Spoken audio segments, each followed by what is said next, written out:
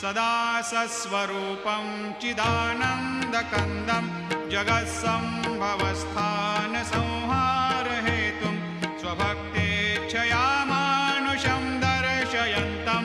नमामीश्वरं सद्गुरुं साईनाथं भवद्वान्तविद्वांसमार्तण्डमीड्यं मनोवागतीतं मुनिर्ध्यानगम्यं जगद्व्यापकं निर्मलं निर्गुणत्वां नमामीश्वरं सद्गुरुं